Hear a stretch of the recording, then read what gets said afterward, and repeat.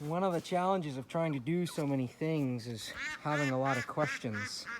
And especially living in Alaska, I want to do a lot of things, but I don't necessarily know how to do everything. Keeping bees is a perfect example. I'm an amateur beekeeper, to say the least. So anything that I say in this video or any video should be only used as a jumping off point for further research and certainly not treated as gospel.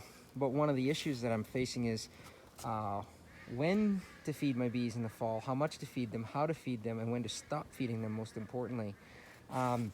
What I've decided to do is to feed them because winter is coming, and it froze last night for the first time. I should have taken a video of this valley all frozen. I'll do it tonight. I know they don't have enough honey. I didn't get a single drop of honey out of them this year because when I opened up the boxes, they had hardly any, and I know they're gonna need 40, 50, 60 pounds to get through the winter.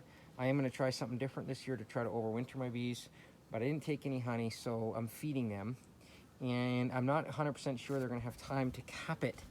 And I know that moisture and all those things can be a problem, and I don't want to kill my bees, but I also think they're going to starve to death if I don't give them honey. I also know that feeding them in the fall can cause them to raise brood that you don't really want. And so what I understand part of the solution is to make a very thick syrup. So what I've done here is about 2 parts of sugar to 1 part of water. I think that the thin stuff that I might feed in the spring, excuse my hand position here, but probably might encourage more brood. So I'm doing some thick, as thick as I can make it, syrup here. Hopefully I don't get stung here. I don't have any gear on, as you can see. And I'm just gonna give them some honey there, or I'm sorry, some sugar water. I've got 3 of them going. And when to stop, I don't know. My thought on it is it's still beautiful right now. It's in the 50s. It's starting to freeze at night, but still above 40 degrees during the day. And to me, 40 is a magic number when it comes to bees. I don't know why, it just is. And so what I'm gonna do is keep giving them this stuff until they stop taking it or until it freezes. I don't know if that's the right thing to do or not. It's hard to find good information, especially when you're an amateur like me. And so that's one of the questions I have is am I doing this right? And I've already lost 1 hive, and I lost all my hives last winter. So I'm gonna do something a little different and see if it works. And I'm gonna feed them this 2-to-1 sugar syrup, at least until October.